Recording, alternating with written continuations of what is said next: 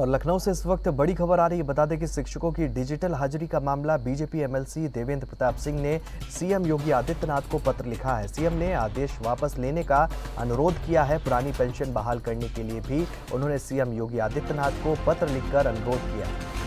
तो लखनऊ से इस वक्त बड़ी खबर आपको हम बता रहे हैं। बता दें कि शिक्षकों की डिजिटल हाजिरी का मामला बीजेपी एमएलसी देवेंद्र प्रताप सिंह ने सीएम योगी आदित्यनाथ को पत्र लिखा है। सीएम ने आदेश वापस लेने का अनुरोध किया है। बता दें कि पुरानी पेंशन बहाल करने के लिए उन्होंने अनुरोध किया है। और इसी खबर पर और ज़्यादा विस्तार से बातचीत करने के लिए लखनऊ से हमारे यूपी स्टेट हेड विजय त्रिपाठी जी हमारे साथ जुड़े हैं। विजय, लखनऊ से बड़ी खबर, जहां शिक्षकों की डिजिटल हाजिरी का मामला बीजेपी एमएलसी देवेंद्र प्रताप सिंह ने सीएम योगी आदित्यनाथ को पत्र लिखा है। क्या कुछ बड़ी जानकारी?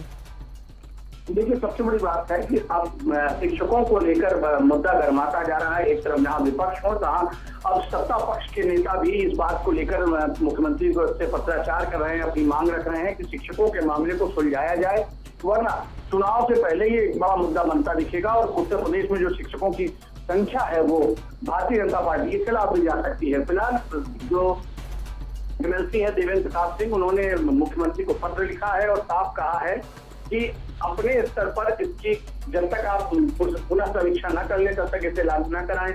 और दूसरी चीज कि अपने पत्र को डिजिटल उपस्थिति के आदेश वापस लेने और शिक्षकों की पुरानी पेंशन बहाल करने का एक बार पुनः मुख्यमंत्री से अनुरोध किया है। और उन्होंने कहा है कि भारत की गुरु परंपरा पुरातन काल से सर्वश्रेष्ठ रही है और इसके लिए जो भी कुछ संभव हो वो किया जाना चाहिए।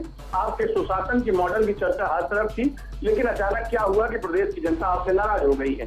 कई कारणों के साथ एक ये भी 2024 का अनपेक्षित परिणाम मिला था।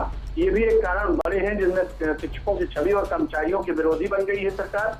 ये जिम्मेदार नौकरशाहों की वजह से हुआ है और इसको लेकर फैसले से जनाक्रोश भड़क उठा है। यानी नौकरशाहों द्वारा लिया गया निर्णय सरकार के खिलाफ अभिशाप बन गया है।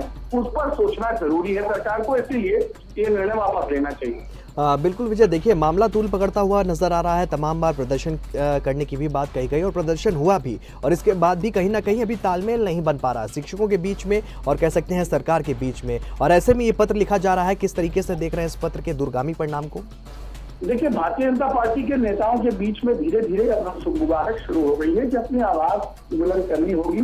जो सरकार विरोधी कार्य है उनके खिलाफ आवाज उठाना होगा, जिससे भाजपा की सरकार की छवि खराब हो रही हो वो काम न होने दिया जाए। अफसरों को किसी भी स्तर पर ये मनमानी का छूट न मिले। जो भी अभी तक भाजपा के कार्यकर्ता जो भी आगे बढ़ते हैं वो आवाज जो उठा रहे हैं वो पार्टी को बचाने के लिए और 2027 में एक बार फिर से यूपी में सरकार बनाने की एक मुहिम है। इसको धीरे धीरे अब अंदर खाने ही कहा जाए तो कार्यकर्ता भी समझ रहे हैं और बड़े नेता भी और एमएलसी और एमपी एमएलए भी धीरे धीरे आवाज उठाने लगे हैं। तो ये राजनीतिक तौर पर एक तरीके से भाजपा के पुनः वापसी के लिए ये जरूरी था, इसीलिए धीरे धीरे भाजपा के तमाम नेता भी इसमें शामिल होते दिख रहे हैं। चलिए, तमाम जानकारी के लिए आपका बहुत बहुत धन्यवाद।